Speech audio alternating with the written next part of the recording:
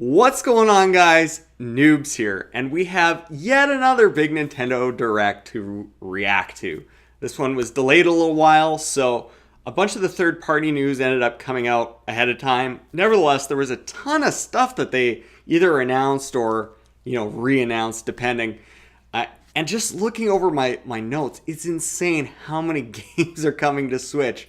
As someone who's been following and covering Nintendo for a long time, this is a very weird feeling to just get like a direct and it's just third party game, and it's just, it felt like it was never going to stop. It was crazy.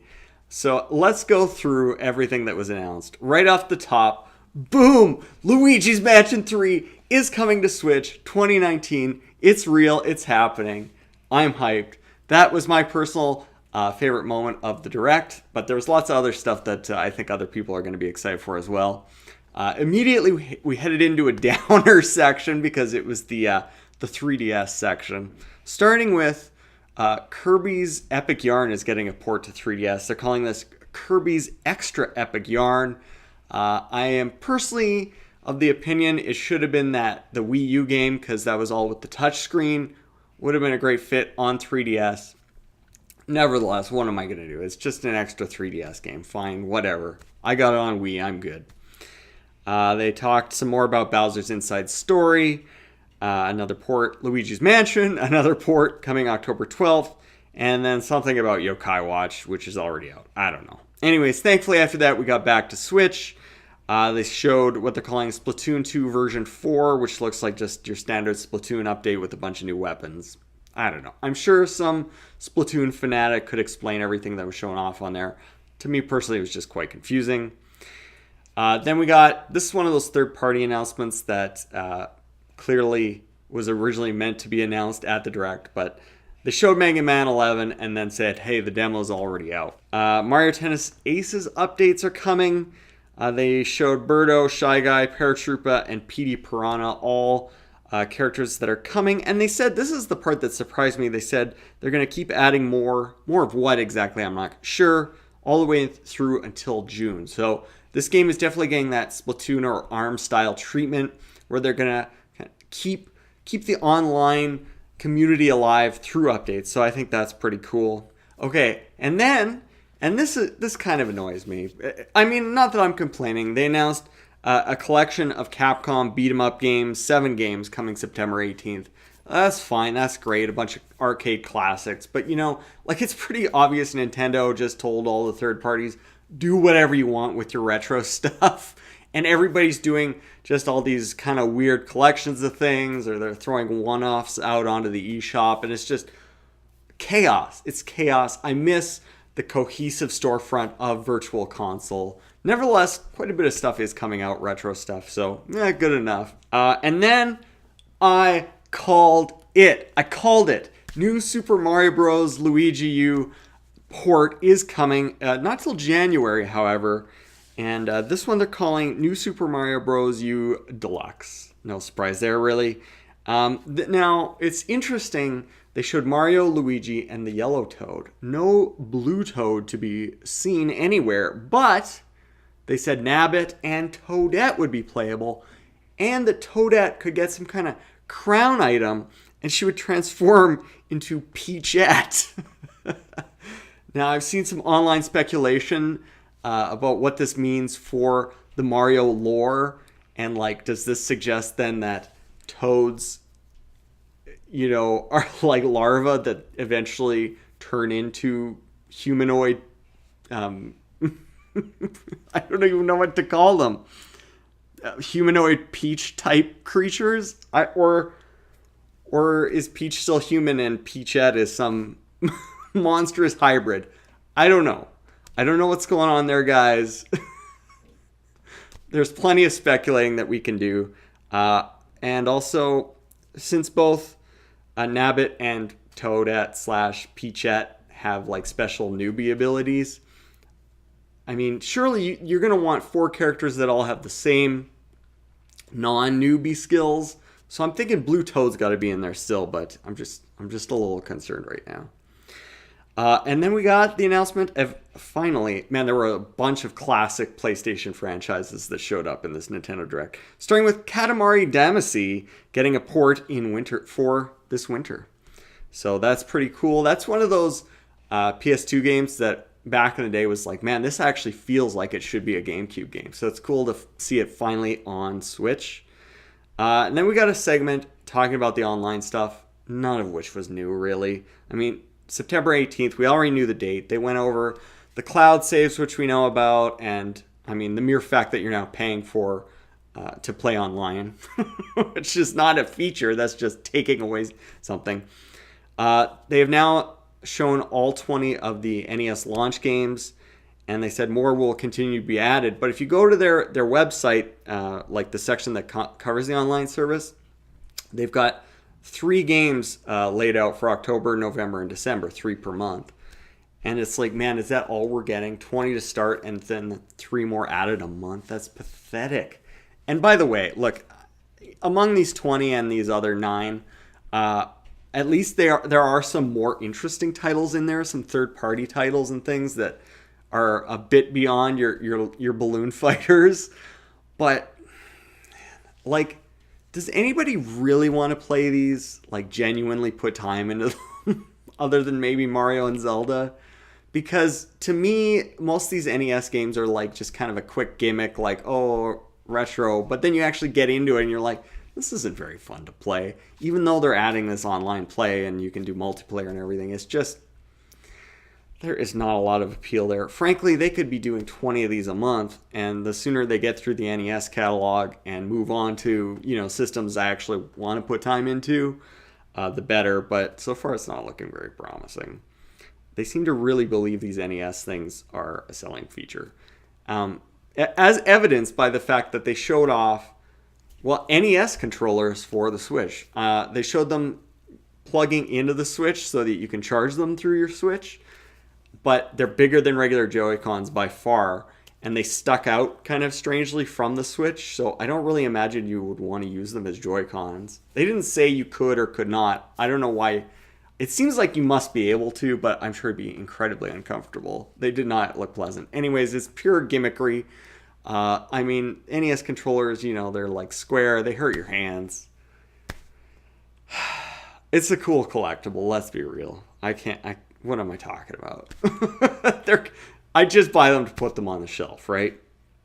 Anyways, they got into Pokemon Let's Go a little bit.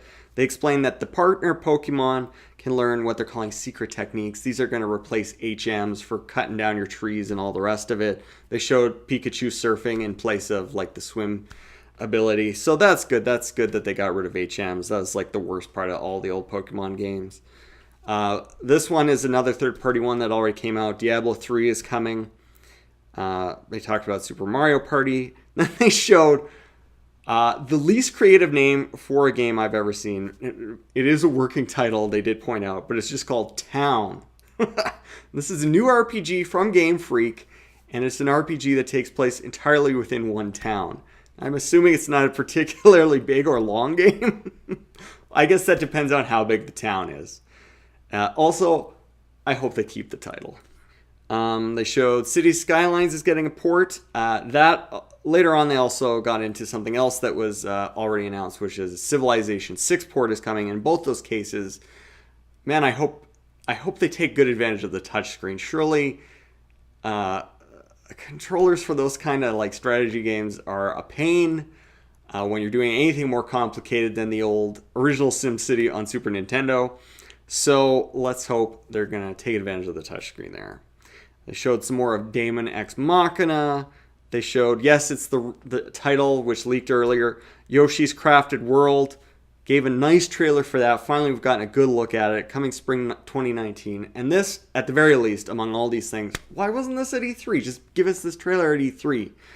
There was, like, not enough news at E3, and there's almost too much to take in at this thing. So, I don't know. Could have given that to us earlier, in my opinion. Then we had a selection of board games that are getting ported to Switch. Well, like digital versions of them, I should explain. Carcassonne, one of my absolute favorite board games. A Lord of the Rings card game. Pandemic. And then coming later, Catan and Munchkin, or some version of Munchkin. It seems like that one will be more changed from the original. They showed Starlink some more. The way they present this thing almost makes it look like it's just a Star... Like, they're clearly just trying to sell it as though it's a Star Fox game, even though it's not really. Anyways, then they talked about the World Ends With You port, the Xenoblade Chronicles 2 DLC, and then we got... And as though that wasn't enough, just blasting through third-party stuff, then we got like a proper third-party sizzle reel of just... This is the kind of thing that, like... that I used to expect from E3, where they're just like, oh yeah, we have third-party games, don't worry. Anyways, Warframe, Just Dance 2019, woohoo. FIFA 19, Team Sonic Racing, NBA 2K19, NBA 2K Playgrounds 2, and Lego DC Supervillains. Oh boy. I am just so like, well, like I said before, just, it feels weird. It feels weird to be watching a Nintendo Direct and just for there to be, you know, third party after third party game. I feel like I've like entered an alternate dimension or something. What is going on? Speaking of third parties, this next section was wild. It just kept going and my mind was blown. Starting off, it's the Final Fantasy section, okay? Starting off, the already announced Final Fantasy Crystal Chronicles port. They mentioned now you can play it online, and they even had a no link cable required joke, which I was amused by. Let's remember, folks, that back in the day, the GBA GameCube connectivity was actually used as Nintendo's answer to the online play that was coming to other systems. And here we are, like, how many years later? 15 years or something? And they're finally like, yeah, okay, we were wrong. Online play is really the way to do this. Anyways, that's cool. And then they said Final Fantasy 15 Pocket Edition is coming. We already knew about that. Something called World of Final Fantasy Maxima. No idea what that is. Chocobo's Mystery Dungeon is getting a port to Switch. And then this is where it got real wild. First with a Final Fantasy 12 port announcement, which was surprising enough on its own. And then they're like, oh yeah, we're also doing ports of Final Fantasy 7, Final Fantasy 9, and Final Fantasy 10/10-2. Obviously, these are not like the FF7 remake. I assume they're like ports of the PC versions. I don't know. But in any case, where's 8? What is going on? Why are you doing this to me, Nintendo? What am I saying? I'm so used to getting mad at Nintendo. Why are you doing this to me, Square? Where's 8? Why are you hurting my OCD like this? Why would you just skip a number like that? It's bad enough there's no 11, but at least I know why there's no 11. Okay, try to calm down. Anyways, I never thought I'd see the day. All right? This is like I said, the Sony franchises are coming home. Coming home to where they belong. And then the big finale of this whole thing. I knew Nintendo couldn't resist doing this. This is the most boring Smash announcement I could have imagined. Isabelle is going to be in Smash Brothers. Yay. Okay, sure. She has her fans, most of which seem to work at Nintendo, because I never see anybody online going, oh yeah, Isabelle's just the best. But Nintendo themselves are always promoting Isabelle.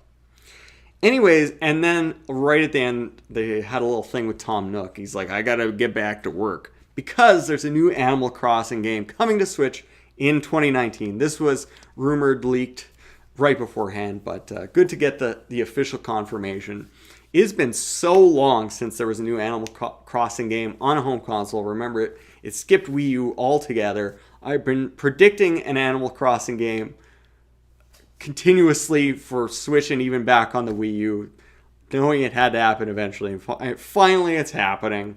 I mean, it's an Animal Crossing game. I'm not that excited, but yeah, I don't know. It's been a while since I played one, so I'll probably pick it up. In any case, that was a long list. Just my list of notes. We are living in strange and interesting times, my friends. Of the whole batch of things there, obviously the most surprising was all the Final Fantasy stuff. But far and away, the most exciting for me is Luigi Mansion 3. Having said that, I will suck it up and pay full price all over again for New Super Mario Bros. U. Who are we kidding, right? Anyways, guys, among all those announcements, let me know what you are most excited for in the comments, and thanks for watching.